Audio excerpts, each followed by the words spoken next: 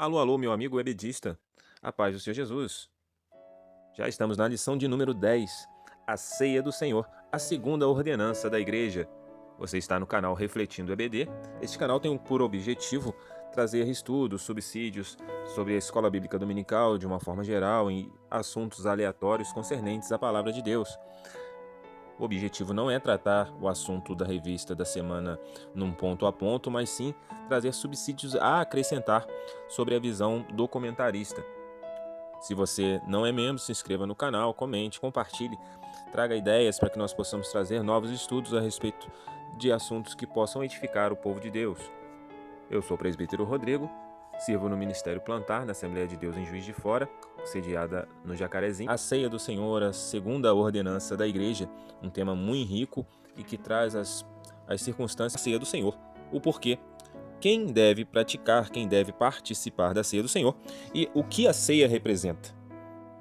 Estes são os questionamentos que nós vamos agora desbravar, mas de antemão já podemos deixar um assunto um pouco mais polêmico, digamos assim, que não é tão trabalhado em nosso meio. E esse questionamento nós vamos trazer essa resposta à luz da Bíblia no final deste vídeo. E o questionamento é bíblico proibir alguém de ceiar, de participar da ceia do Senhor? E já começando pelo nosso livro de Josué, capítulo de número 4, versículos 5 ao 9, nós vamos perceber que há uma ordenança através de Josué sobre os 12 líderes de trazer a Arca da Aliança e suspender pedras, cada representante de cada tribo, suspender uma pedra. E ele diz, antes que alguém questionasse a respeito dessa tarefa, antes que alguém questionasse, mas para que, Josué? Para que levantar uma pedra? Para que levar uma pedra do Jordão? Ele justamente já se justifica. As visões teológicas divergentes não mudam ou não diminuem o contexto da importância da ceia do Senhor. Mas o participante deve estar plenamente consciente de tudo aquilo que importa nesse cerimonial, nesse memorial daquilo que tem por patência o sacrifício salvífico de Cristo. O próprio apóstolo Paulo traz isso de uma maneira bem vigente e ainda citando o texto ao qual nós sempre fazemos menção no que diz respeito ao servir da ceia, o apóstolo Paulo está deixando isso muito claro, porque no contexto histórico se ajuntava para a ceia do Senhor na igreja de Corinto e cada um levava aquilo que podia a respeito de alimentação para cear. Era realmente uma refeição, porque fazia a memória à questão da Páscoa. Mas no que se ajuntavam, cada um comia aquilo que trazia, e alguns mais abastados, ostentavam à frente daqueles que não tinham condições propriamente de ceiar de maneira digna, o que trazia uma acepção clara no meio do povo e fazia uma dificuldade nas linhas sociais. E Paulo vem trazendo uma unidade, alertando a eles que esse não era o objetivo da ceia. Muito pelo contrário, o objetivo da ceia era justamente trazer a importância da comunhão e não deixar clara a separação e a divisão entre os irmãos. Daí nós vamos ver os versículos 33 e 34 do capítulo de número 11 em 1 Coríntios. Ele deixa isso claro, porque ele diz para que, quando ajuntar para comer, esperar uns pelos outros, mas se algum tiver fome, come em casa, para que não vos ajunteis para a condenação. Por quê? Por que ele finaliza dessa forma? Porque justamente havia mais escândalo nesses cerimoniais do que propriamente edificação. Isso deixa também um alerta para nós, para que nós possamos, sempre quando formos nos reunir, seja em cultos de ceia do Senhor, e semana que vem nós vamos estar tratando os assuntos concernentes ao culto, mas propriamente falando da ceia, que é o assunto da nossa semana, que possamos nos reunir justamente com esse viés, plenamente prontos a cultuar ao Senhor de um coração puro, de um coração que busque santidade, que busque a comunhão, focado neste propósito e não nas demais coisas, naquilo que envolve. Muitas das vezes, em muitos eventos de ceia do Senhor, são tratados outros assuntos paralelos, até de alguma importância, às vezes consagrações de obreiro, às vezes separações de líderes departamentais, assuntos concernentes a toda a liturgia geral da igreja, de liderança de congregações, às vezes em sedes, e isso de alguma forma deturpa a importância do culto de ceia do Senhor, mas que nós não venhamos a estar atentos a esses assuntos paralelos, e sim aquilo que verdadeiramente nos levou até ali para nos reunir, para nos trazer em comunhão, verdadeiramente como corpo de Cristo, verdadeiramente unidos uns aos outros e com Cristo. Passados esses 4 pontos iniciais, que nos esclarecem sobre essas questões mais pontuais a respeito da ceia, nós precisamos atentar sobre os contextos culturais, porque é muito comum nós discutirmos algumas coisas que são desnecessárias a respeito do pão, se o pão tem que ter fermento, se o pão tem que ser feito de forma A, de forma B, o que é feito, como é feito, se é suco de uva, se é vinho, se o suco de uva tem que ter açúcar, se não tem que ter, se pode ser feito com outro suco. Irmãos, essas coisas a gente precisa entender que elas são secundárias.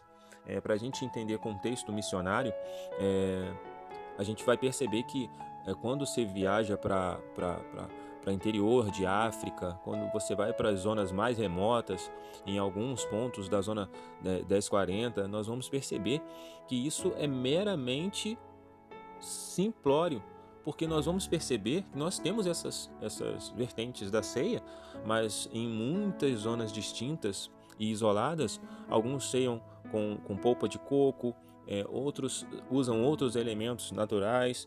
O importante é que o memorial tenha o seu foco plenamente naquilo que o Senhor fez. Volto a dizer que a importância da ceia do Senhor deve estar plenamente no sacrifício de Cristo pela igreja. Esclarecidos os contextos culturais, precisamos estar atentos aos extremos, porque o comentarista ainda fala a respeito de alguma coisa sobre a transubstanciação, e óbvio que no nosso meio hoje é muito mais comum que todos neguem a credibilidade da transubstanciação, que é a crença de que há poder, né, nos elementos da ceia para algum ponto, alguma cura, algum quesito, alguma circunstância nesse ponto, nesse sentido. Há essa negação, mas no entanto ainda há circunstâncias ritualísticas no que diz respeito à sobra dos elementos da ceia, no pão que sobra, no suco de uva, de enterrar, de incinerar, como se aqueles elementos tivessem alguma importância espiritual de maneira sobrenatural. Então nós precisamos ter esse cuidado nos extremos, de não banalizar os elementos da ceia e toda a cerimônia, mas também de não dar uma importância excessiva a coisas que podem ser simples e de maneira a ser resolvida de uma maneira mais simplória, e não de uma necessidade a espiritualizar de uma maneira excessiva elementos que estão ali tão somente para fazer a memória, para trazer a lembrança, para que nós venhamos a estar atentos a esses pontos de extremismo.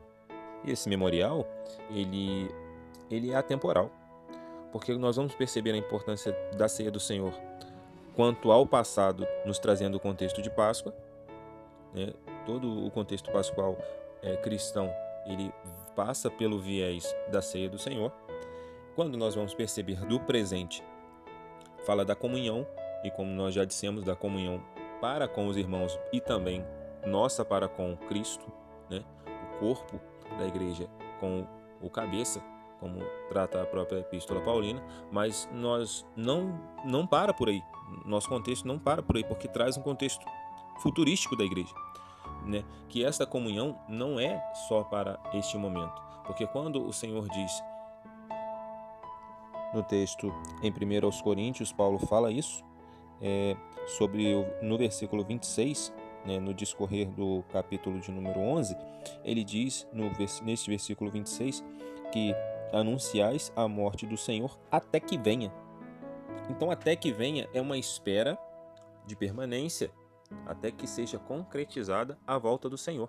Então, o contexto de futuro da ceia do Senhor é justamente de trazer sempre a esperança ao coração do crente do futuro da igreja, do futuro do santo.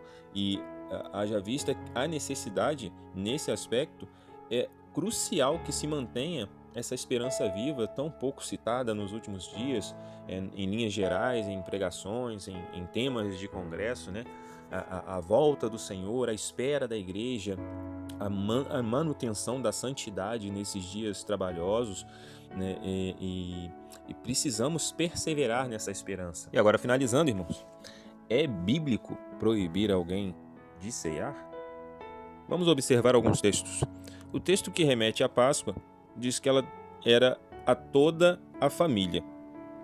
Óbvio que nós não estamos aqui aprovando o contexto da ceia às crianças, mas é importante que os pais eduquem os seus filhos para que não tenha que haver uma proibição na igreja, mas que os pais eduquem os seus filhos para entender todo o contexto de cerimonial de ceia do Senhor, que eles observem, saibam o valor devido daquela proporcionalidade de um culto diferenciado, da simbologia de todo esse memorial, cresçam entendendo o que é a participação disso, para que desejem no seu coração de maneira ardente, não tão somente porque passaram a ser membros de tal denominação, passaram pelas águas, fizeram todo um protocolar para se tornar membro e agora sim podem cear. Não, não, não.